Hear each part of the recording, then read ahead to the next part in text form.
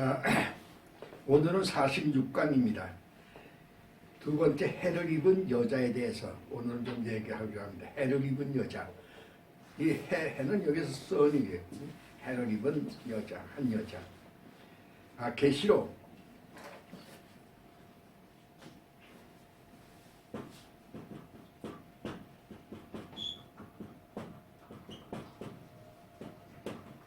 해를 입은 한 여자. 계시록 17장 3절을 보겠습니다.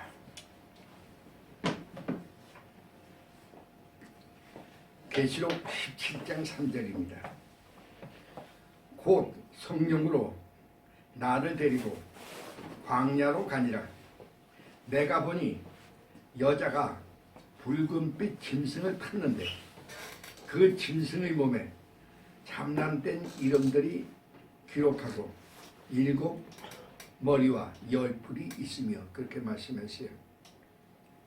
우리가 계시록 12장 1절을 보면 하늘에 큰 이적을 보이니 해를 입은 한 여자가 있는데 그렇게 얘기합니다. 여기서 그 해를 입은 한 여자가 있는데 해를 입은 그 여자는 그 그리스도의 그 영광된 모습을 이제 나타내는 그러한 것입니다. 그래서 여기서 해를 입은 한 여자, 그리스도의 그 영광된 그 모습을 나타내는 그 여자인데 이것이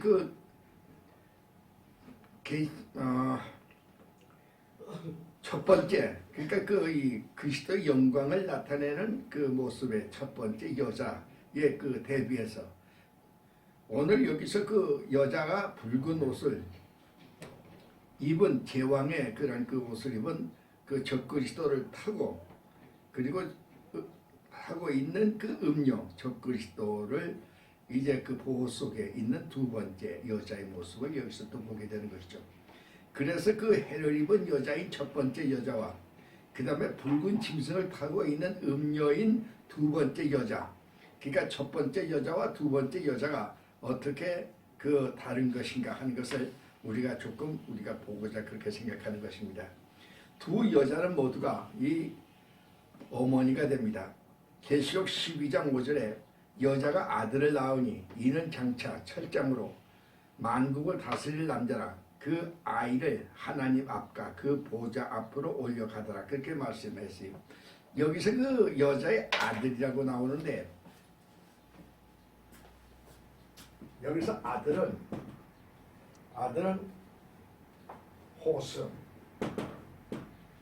근데 여기서 또 나오기를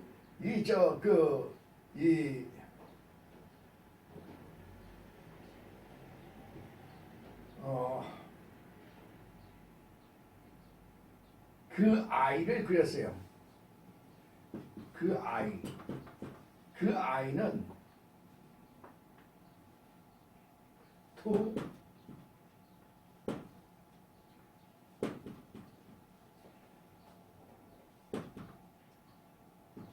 테크논이라고 했는데 그 호스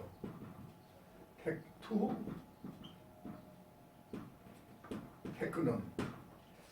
그래서 여기서 그 아들과 그 아이는 이 같은 뜻입니다. 그러면 그 아들과 그 아이는 누구인가?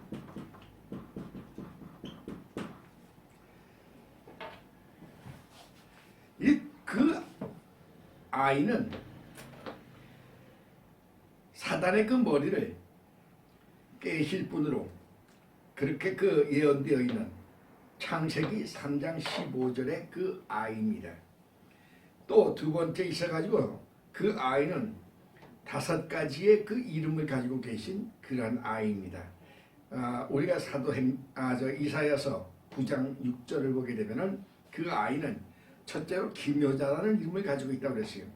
이 기묘자라고 하는 것은 말씀으로 이제 폭풍을 잔잔케 하시는 이 마태복음 8장 25절에 또 병을 고치시는 또 죽은 자를 갖다 살리시는 그런 그 기묘하신 분, 그래서 기묘자로 여기서 나타납니다. 두 번째 있어가지고 모사로 나타납니다. 하나님을 알게 하고 또 이제 그 천국 백성이 되는 그 길을 가르쳐 주시는 그러한 분, 요한복음 3장 16절에 그러한 분으로서의 모사로 이렇게 나타나게 되죠. 그 다음에 있어가지고 세 번째로 전능하신 하나님. 바로 이분은 이제 참 사람이시며 참 하나님이 되시는 그러한 분이 되신다. 빌립보서 2장 5절에 보시기 바랍니다. 그 다음에 있어가지고 네 번째 있어가지고 영존하시는 아버지. 이 이사야서 65장 17절입니다. 그리고 그 다음에 평강의 왕. 이 하나님과 사람 간의 평강을 이루게 하시고 사람과 사람 간의 평강을 이루게 하시고 사람과 만물 간의 평강을 이루게 하시는 그러한 분. 이 우리가 이사야서 11장 6절에 이와 같이 말씀하고 있는 것을 우리가 보게 되는 것입니다. 그래서 여기서 이러한 분이 만국을 다스릴 그러한 철장으로 만국을 다스릴 그러한 그 아들로 이와 같이 이제 나타나는 것을 우리가 여기서 보게 됩니다. 근데 두 번째 여자는 매춘부의 어미요 땅의 사악한 어머니다 이렇게 나옵니다. 여기서 그 매춘부의 어머니는 여기서 이 음녀의 어머니가 되죠.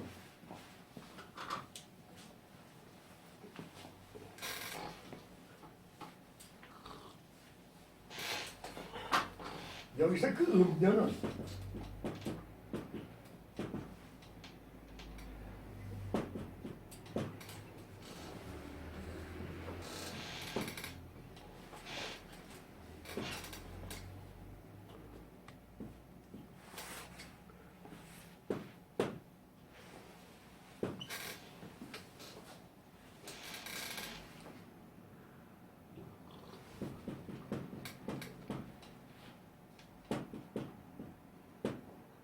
홀필울이라고 하는데 이 음녀라고 하는 것은 이 세상적에서 얘기하는 음녀와는 달라요. 이것은 이 이스라엘 백성들이 하나님의 그 언약의 백성이면서도 저들이 이제 하나님을 배신하고 이제 그 세상 신을 이제 섬기는 그래서 배교하는 그러한 인간들을 의미합니다. 그래서 여기서 음녀 또는 여기서 매춘부의 어머니 이러한 또 사악한 세상의 모든 악한 인간들의 어머니가 되어진다.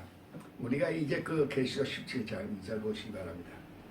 그래서 이와 같이 두 여자는 첫째 여자는 만국을 다스리는 아들을 낳았고 두 번째 여자는 매춘부요 어머니요 또한 땅의 사악한 어머니로서 이렇게 나타나게 됩니다. 그 다음에 두 여자는 모두가 화려한 옷을 입었다고 그랬어요. 여기서 우리가 이 계시록 2장 1절을 보니까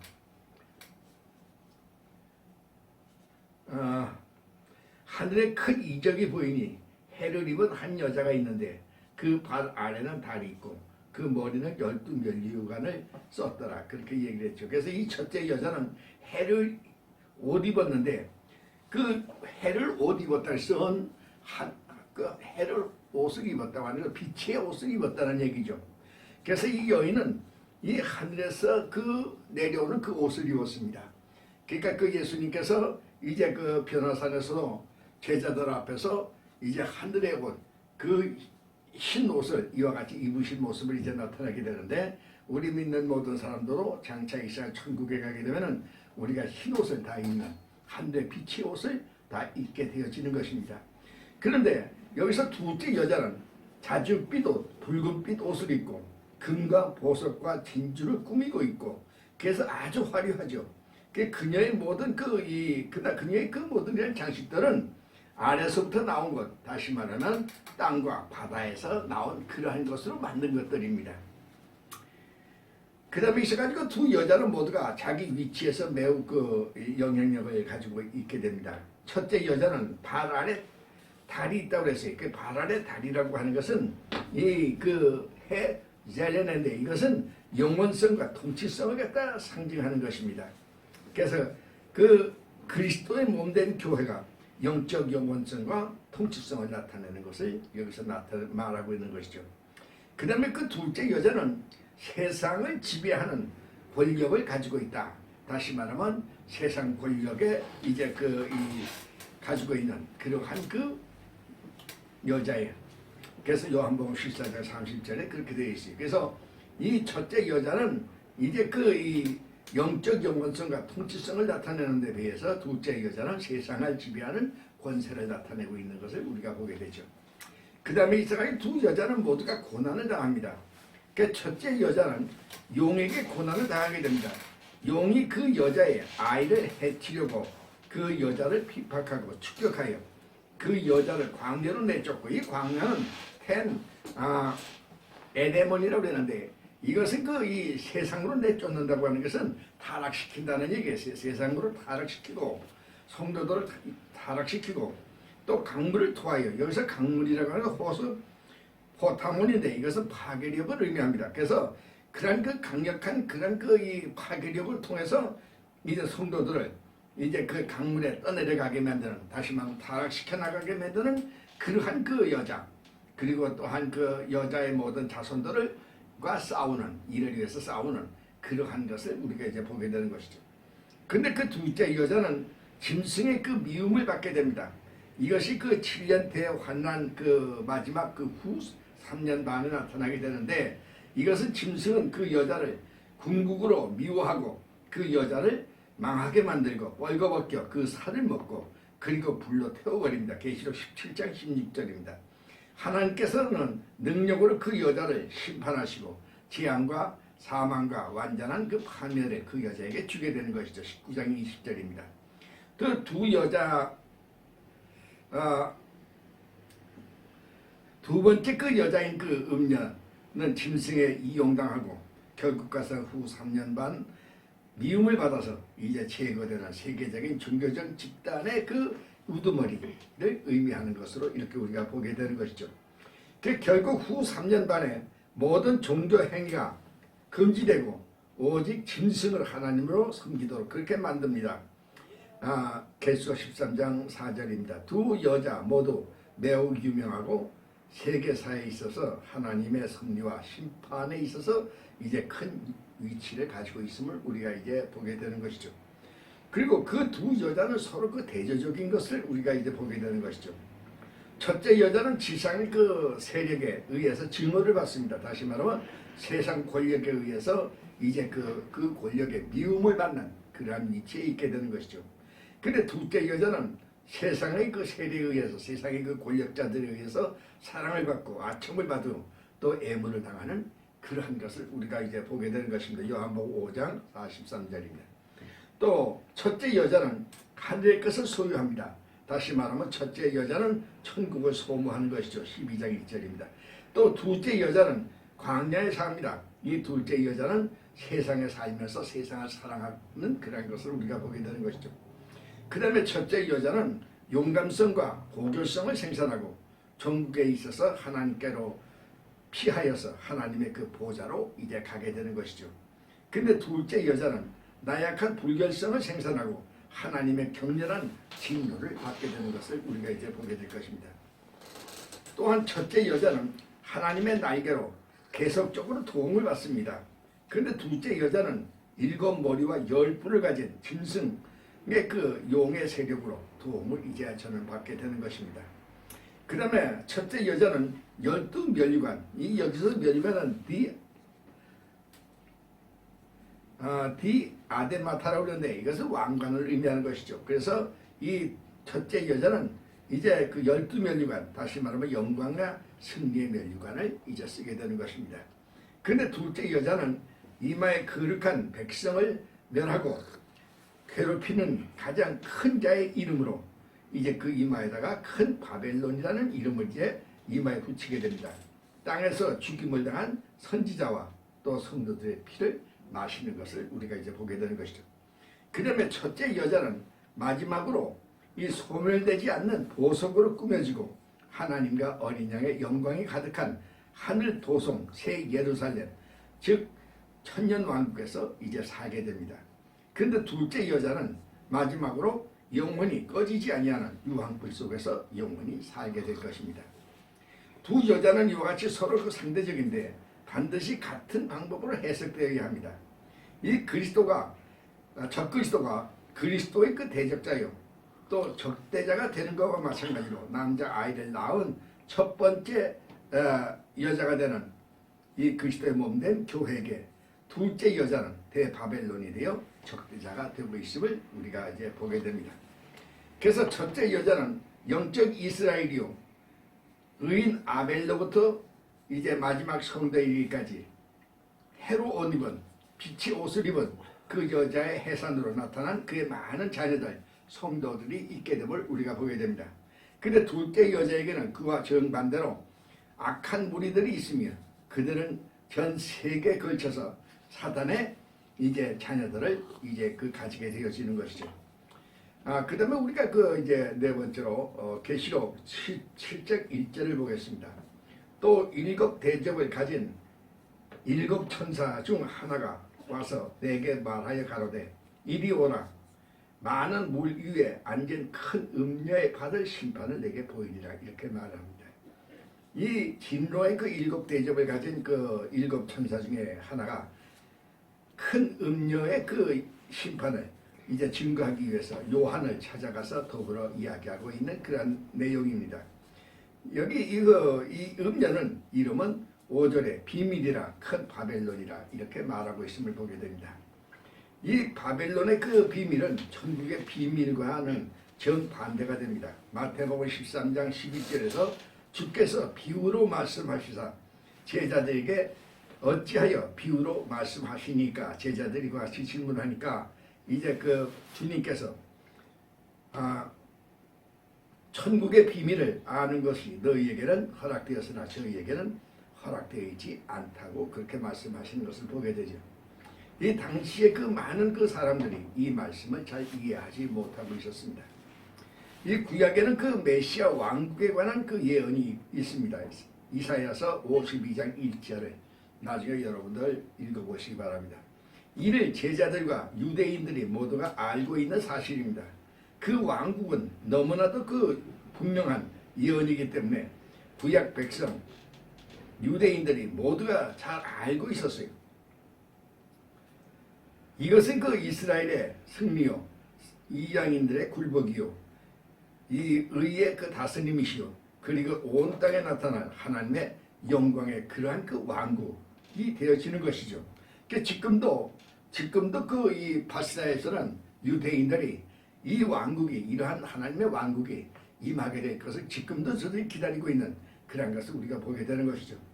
그런데 주님께서는 잘 알려진 이 천국 사상에 적합하지 아니한 모습으로 자신을 나타내시는 것을 우리가 여기서 보게 됩니다. 마태복음 11장 21절에서 이때부터 지금까지는 예수님께서 이 말씀을 안 하셨어요. 근데 이제부터 말씀하시는데, 예수 그리스도께서 자기가 예루살렘에 올라가 장로들과 대제사장들과 서기관들에게 많은 고난을 받고 죽임을 당하고 제3일에 살아나야 할 것을 제자들에게 비로소 그때 말씀하셨다, 이렇게 말씀합니다.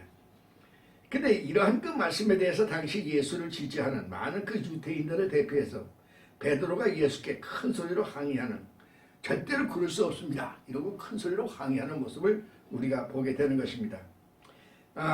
그리고 세례 요한까지도 옥중에서 이 소식을 듣고 마음의 혼란을 일으키게 돼요. 그렇게 해서 제자들을 이제 예수님에게 보냅니다. 그래서 오실 이가 정말로 당신입니까? 하고 질문하도록 그렇게 하는 것을 우리가 이제 여기서 보게 되는 것입니다. 하나님의 왕국은 예수 그리스도의 십자가의 보혈과 죽으심과 부활 사건을 통해서 성립되고 그리스도의 재림으로 완성되어지는 왕국, 다시 말하면 천년 왕국이 되어지는 것을 이제 당시의 사람들은 잘 이해하지 못하였다는 것을 우리가 알게 되는 것이죠. 그 다음에 우리가 음녀 바벨론에 대해서 우리가 좀 보겠습니다. 계시록 17장 1절에 많은 물 위에 앉은 음녀라고 했어요. 이 휘다론인데 이것은 백성들, 모든 열국들을 상징하는 그러한 말씀이 됩니다. 그러므로 많은 나라와 백성들, 특히 마지막 때에 적그리스도가 지배하는 로마 지역에 속하여 있는 나라들, 남부 연합 세력권의 나라들, 위에 군림하게 되는 적그리스도를 위에 또 타고 앉아있는, 그리고 그를 조종하는 사탄의 선지자를 여기서 의미하고 있음을 우리가 보게 되는 것이죠. 이 계시록 17장 2절에 땅과 임금들도 그로 더불어 음행하였고 그렇게 말합니다. 음행하였고는 하나님을 버리고 다른 신을 섬기는 행위를 배교 또는 우상 숭배 행위를 상징해서 말하는 것입니다. 근데 여기서 그 권력자들의 들이 음료와 함께 이 백성들을 우상 숭배의 길로 오도하게 하는 사탄의 선지자들을 우리가 여기서 보게 되는 것이죠. 우리가 일제시대 때 있어가지고 이제 이 한국의 많은 이 교회의 교육자들과 또 이제 성도들이 이제 일제가 이제 신사참배를 이제 강요하게 되는데 그 신사참배를 이제 참여하는 그러한 많은 목회자들과 그리고 이제 성도들을 우리가 이제 보게 되었던 것을 우리가 이제 생각하게 되는 것입니다. 그러므로 말세에 있어서 이와 같이 일이 이제 이 땅에서 이루어지게 될 것을 여기서 말씀하고 계심을 우리가 알아야 됩니다.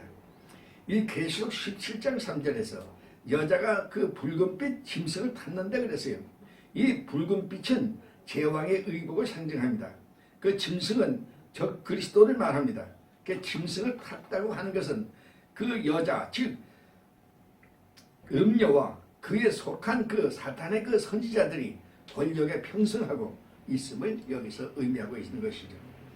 그 계시록 17장 4절에 자줏빛과 붉은빛 옷을 입고 보석과 진주로 꾸미고 손에 금잔을 가졌는데 가증한 물건들과 그 음행에 더러운 것들이 가득하더라. 그렇게 말씀했어요. 여자는 온갖 사치로 치장하고 가증한 물건, 이 가증한 물건은 우상 이 숭배 사용하는 우상들입니다. 또 더러운 것들은 이러한 윤리적으로 이제 추한 이러한 우상을 숭배하는 그러한 의식 행위를 의미하는 것이죠. 그래서 이들은 이러한 물품과 의식을 통해서 사람들을 종교와 종교적 황홀경에 빠지게 함을 통하여 사람들을 유혹하는 그러한 것임을 우리가 이제 보게 됩니다. 이 계시록에는 이 종교적 바벨론과 상업적 바벨론이 나오는데 이 본장에서는 종교적 바벨론인 음녀 바벨론으로 사단의 선지자들을 이제 의미하고 있음을 우리가 이제 알게 됩니다. 계시록 17장 7절에 천사가 가로되 왜 기이 여기느냐 내가 여자와 그의 탄 바 7머리와 10뿔 가진 짐승의 비밀을 내게 말하겠다 이렇게 말씀합니다. 여자가 타고 있는 음녀의 배후 세력은 7머리와 10뿔의 짐승이라고 여기서 말씀하고 있는 것이죠. 이 천사는 사도 요한에게 그 비밀을 알려줄 것을 말하고 있습니다. 여기서 계시록 17장 9절에 지혜 있는 뜻이 여기 있으니 그 7머리는 여자가 앉은 7산이요 그랬어요. 그 7산은 7머리 7왕을 들을 이제 다스리던 그러한 나라들과 또는 이제 앞으로 다스리는 지역과 유럽인 애국과 중앙아시아 지역을 의미하게 됩니다. 그 지역에 대하여서 계시록 17장 8절에 내가 본 짐승은 전에 있다가 시방은 없으니 7머리는 여자가 앉은 7산인데 그 7산은 7왕을 말하며 7왕은 왕 중에서 5은 이미 망하여 사도 요한 당시에 없는 나라들을 의미합니다. 즉 애굽, 아수르, 바벨론, 파사, 헬라 이 5나라는 사도 요한이 있었던 당시에 이미 망하고 없는 나라들입니다. 모두 다니엘서 느부갓네살 왕 꿈에 해몽에 나오는 이 로마 판도 안에 유럽과 애굽과 중앙아시아 지역의 나라들을 의미하게 되는 것이죠. 다니엘서 2장 31절 이하를 보시기 바랍니다. 그리고 계시록 17장 10절에 또 7 왕이라 5은 망하고 5은 있고 다른 이는 아직 이르지 아니하였으니 이르면 반드시 잠깐 동안 계속하리라 그랬어요. 여기서 하나는 있고 했어요. 사도 요한 당시에 존재하는 세계적인 나라는 6번째 나라가 되는 로마를 의미합니다. 다른 이는 7번째 나라 지도자로 아직 이르지 아니하였으나 장차 말시에 로마 판도에 나타날 되는 세계적인 나라를 의미하는 것입니다. 이 나라는 신 로마 제국으로 옛 로마 지역을 중심으로 세워지는 남북은 세력권을 의미하게 됩니다. 아직 이르지 아니하였으나는 사도 요한 당시에는 이르지 아니하였으나 장차 말세에 있을 열불나라 옛 로마 나라 판도에 세워지는 신 로마 나라는 그 지역의 나라들, 즉 그 열수의 그 열수는 완전수입니다. 그래서 그 지역의 모든 나라를 의미합니다. 그러므로 우리가 문자적으로 열을로 이제 보지 않아야 할 것입니다. 그래서 이들 그 나라들을 통일해서 통치하는 왕이 있을 것으로 구주 공동체를 의미하게 되는 것이죠. 그 구라파에 있어가지고 구주 공동체 제가 지금은 말이죠. 지금은 경제적으로 이제 그 통일되어지는 그러한 것을 우리가 좀 보게 되어지는 그 유럽화가 이제 나오게 되죠. 그러나 앞으로 있어가지고는 이 유럽 연합체가 이것이 완전히 하나로 정치적으로도 하나로 되어져서 여기서 그 하나의 지도자가 나오게 되는. 그래서 그 하나의 그 지도자 그가 바로 7번째 왕이 되어지는 것이죠.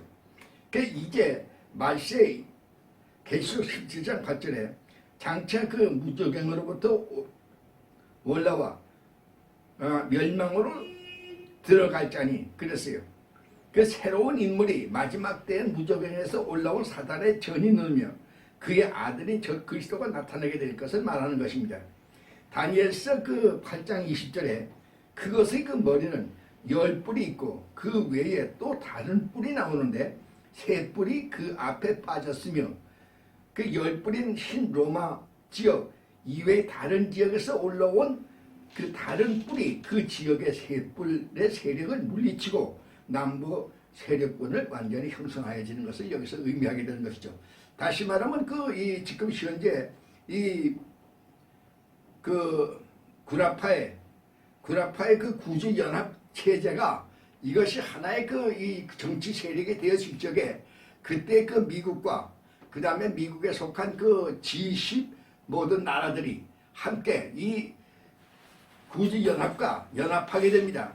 그래서 그 남부 세력권을 형성하게 되는 것이죠. 근데 그때 있어가지고 이 구라파에 있는 그러니까 그 7번째 왕이 되는 그 왕 이외에 새로운 자가 이제 나타나게 되는데 이것이 미국 사람일 수도 있고 일설에서는 우리 한국 사람일 수도 있다 뭐 이렇게 얘기도 나옵니다. 근데 어떻든 간에 그런 그 다른 그 뿔이 나와서 이 세 뿔은 그 학자들이 있어가지고서는 이태리와 불란서와 독일을 의미하는 것이다 이렇게 얘기를 하는데 어떻든 그런 이 구라파의 그 세력권을 완전히 통합시켜가지고 이제 이 미주와 이 미국의 그 주장하는 G10 그 국가들이 그러한 국가들이 하나의 그 통합체를 이루어서 만들어지는 그 지도자 그가 바로 적그리스도가 되어지는 것임을 여기서 이제 이야기하고 있는 것입니다. 그래서 하나님을 모독하는 근데 그자는 하나님을 모독합니다. 그리고 사탄의 그 자식으로 성도들과 교회를 핍박하게 됩니다. 그러나 그 한때와 두때와 반때 3년 후 3년 반 후에 저와 그의 무리들은 멸망하게 될 것입니다. 그 계시록 17장 11절에 전에 있었다가 시방 없어진 짐승은 8번째 왕이니 7 중에 속한 자라 저가 멸망으로 들어가리라 했어요. 저는 8번째 왕으로서의 적그리스도를 의미하는 것으로 보게 되는 것입니다. 그러므로 앞으로 있어가지고 우리가 잘 봐야 돼요. 이 구라파를 중심으로 한 그 정치 세력이 이것이 정치 세력으로 모여져서 거기서 이제 그 지도자가 나오게 되는데 그때 바로 이제 그 미국과 그 위에 있어 G7 또 G10의 나라들 한국 이제 호주 필리핀 또는 일본 카나다 이런 나라들이 한테 모여져서 완전히 남부 세력권을 이루게 되었죠. 그 남부 세력권의 이제 지도자로 이제 나오는 자가 바로 그 자가 적그리스도가 되어지는 것임을 우리가 여기서 보게 되는 것입니다. 계시록 17장 18절에 또 내가 본 바 여자는 그 왕의 임금을 다스리는 큰 성이라 하더라 그랬어요. 이 여자는 땅의 그 임금들을 다스리는 큰 성으로 정교적 큰 성 바벨론을 의미합니다. 그 저는 땅의 모든 임금들뿐만 아니라 땅에 거하는 모든 백성들을 음행의 포도주로 취하게 하는, 그러니까 영적 지도자를 그 자처하는 음녀로 그 이마에 큰 바벨론이라 땅의 음녀들과 가증한 것들의 엄이라는 그 기록하게 되어지는 것이죠. 이것은 그 땅의 그 당시 로마 사회에 있어가지고 음녀들이 이마에다가 자기 이름을 써서 그 붙였어요. 그래서 모든 사람들하고 자기를 이제 선전을 했습니다. 그와 같이 이제 종교적 바벨론이 자기를 그 선전해서 그 TV, 신문 등에 그 이제 그 광고를 이제 게재하게 되는 것을 이제 우리가 이제 보게 되는 것입니다. 계시록 17장 6절에 또 내가 보매 이 여자가 성도들의 그 피와 예수의 그 증인들의 피에 취한지라 내가 그 여자를 보고 기이 여기고 또 크게 기이 여기더니 그렇게 얘기합니다. 음녀는 그 교회를 핍박하고 성도를 갖다가 순교하게 만드는 그러한 자들입니다. 이 역사적으로 예루살렘을 하나님의 그 도성이라고 알려지고 바벨론을 태양신을 섬기는 이방 우상 종교의 그 도성으로 그렇게 말해지고, 그리고 로마는 로마 가톨릭의 도성으로 그렇게 알려지게 됩니다. 그 가톨릭은 성모상을 모시고 성자들의 그 성상을 기도하는 그러한 것을 가지게 되죠. 그래서 이 장로교의 이 창시자인 칼빈 목사님은 그의 그 신앙 고백, 웨스트민스터 신앙 고백에서 로마 가톨릭을 이단으로 정죄하는 것을 우리가 보게 됩니다. 그 가톨릭은 중세 교회사에서 수많은 그 성도들을 이단으로 정죄하여 감옥의 고통과 순교를 당하도록 그렇게 했어요. 그 다음에 왕권 위에 군림해서 정치적인 많은 문제를 이제 일으키는 것을 우리가 이제 보게 된 것입니다. 말세의 그 중세 가톨릭과 같이 이제 종교적 바벨론이 음녀들에 의해서 교회의 탄압과 성도들의 희생이 있게 될 것을 우리가 여기서 보게 되어지는 것입니다. 그 다음에 종교적인 바벨론입니다. 이 큰 붉은 용인 사단은 마지막 때의 교회들에게 미인계를 쓰게 됩니다. 주님께서 그 버가모 교회에 경고하신 발람의 그 교훈은 음녀의 그 예표가 된다고 하겠습니다. 베드로 후서 2장 15절을 보시기 바랍니다. 이 마지막 때 그 교회들에게 적용되어 물질주의와 육적 즐거움을 위한 각종 행사를 통해서 나체촌, 동성 연애자들의 그 공연, 그 다음에 동성 결혼의 그 합법화 등 진리보다도 이제 그 세상의 그 유혹에 현역하게 하는 음녀들이 많이 나오게 되는 것을 우리가 보게 됩니다. 이 영적 혼란으로 종교 연합운동을 일으키고 또 종교 연합 그 행사, 또 종교의 그 자유를 그 빌미로 해서 이제 각종 미신행위를 적법화시키는 그러한 것을 이제 우리가 음녀들이 활동하게 되는 것을 우리가 보게 됩니다. 그녀들의 그 이름이 마치 로마 시대 그녀들의 이마에 자기 이름을 쓴 띠를 이마에 둘렀던 것처럼 음녀들도 각종 자기 선전을 통해서 이제 자기의 이름을 매스컴을 각종 광고에 통해서 알리는, 그래서 성도를 유혹하는 그러한 것을 우리가 보게 되는 것이죠. 그 여자의 이름은 큰 음녀인데 그 이름은 비밀은 바벨론이라고 그렇게 얘기합니다. 이러한 그 음녀적인 그 단체나 이단 교파들은 배후의 음녀의 그 어미인 사탄의 그 거짓 삼위일체 중 삼위인 사탄의 그 영적 사자인 이 거짓 음녀와 음녀들의 우두머리가 되어지고 있음을 우리가 이제 보게 됩니다. 마지막 때 그 정체가 나타날 때까지 비밀이 활동하다가 그 이마에 큰 바벨론이라 쓴 그 이름이 있는데 이것이 바로 그것이죠. 이 왜 비밀이냐 하면은 이 마지막 때까지 비밀리에 활동하기 때문에 그렇습니다. 그래서 이 음녀들의 그 강력한 그런 연합 세력이 마지막 그 때가 되기까지는 비밀리에 이제 참으로 사회 속에서 활동하게 되어지게 되는 것이죠. 지금도 우리가 그 각종 이단들이 사회 속에 숨어서 이제 저들이 단체를 세우고 활동하는 그러한 모습들을 우리가 지금도 보게 되어지는 것을 알아야 됩니다. 이 17장 1절에 이리 오라 많은 물 위에 앉은 큰 음녀의 그 받을 심판을 내게 보이리라 이렇게 말씀하고 있어요. 이 그 여자는 물 위에 자리 잡고 이제 있음을 보게 됩니다. 그 물은 이 휘타로는 이 백성들과 무리와 그 열국들을 그때 의미합니다. 그 위에 음녀가 있는데 음녀는 땅의 그 임금들의 영적 지도자로 자신의 그 거짓 삼위일체인 제3위의 인격체로서 이제 그 땅의 권력자들과 백성들에게 하나님을 대적해 하는 종교적 바벨론으로 큰 그 온몸에 참남된 이름을 기록한 옷을 입고 붉은빛 짐승 이 제왕의 옷을 입은 저 그리스도의 비호를 받게 되어지는 것을 우리가 이제 보게 될 것입니다. 그 여자는 자줏빛과 붉은빛 옷을 입고 이제 금과 보석과 진주로 꾸미고 이 손에는 금관을 가지고 그 속에는 가증한 물건 이 그 각종 우상들과 그의 그 음행에 더러운 것들 다시 말하면 우상의 제물의 용품들을 가지고 또 땅의 그 임금들도 그 여인과 더불어 음행하고 땅에 거하는 많은 백성들도 그와 더불어 이제 음행한다고 했어요.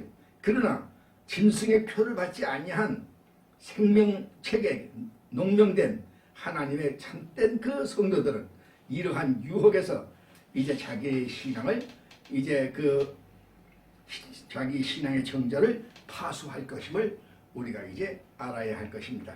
요한 1서 5장 4절을 보시기 바랍니다. 이 계시록 이 17장 6절에 성도의 피와 예수의 그 증언들에 의해서 그 취한지라 했어요. 이 여자는 교회를 핍박하고 성도들을 순교하게 합니다. 피에 취한지라는 여인들은 그 황금잔을 들고 있는 그 음녀들로 이 종교적인 바벨론입니다.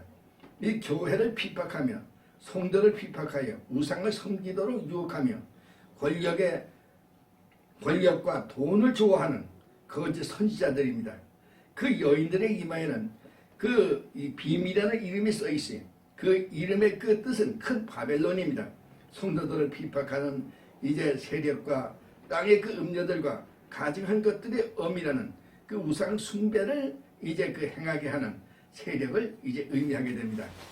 현재도 로마 가톨릭 교회에서는 성모상에 기도하는 행위는 우상행위라고 우리가 이제 보게 될 것입니다. 이 요한은 이 여인을 보고 크게 그 기이하게 여겼다고 그랬어요. 기이하게 여긴다고 그랬는데 이것은 그 여인의 그 화려한 치장을 보았기 때문에 그렇습니다. 거짓 선지자들은 자신의 권위를 나타내기 위해서 검소한 그 선지자들의 그 치장을 버리고 화려하고 오만한 치장을 하고 있는 것을 우리가 보게 됩니다. 지금도 그 이 일부 목회자들이 이제 그 최국 아파트에 살고 있고 최고급 그 이제 외제 승용차를 타고 다니는 일은 우리가 조심해야 할 것으로 우리가 이제 보아야 할 것입니다. 오늘은 여기까지 하겠습니다.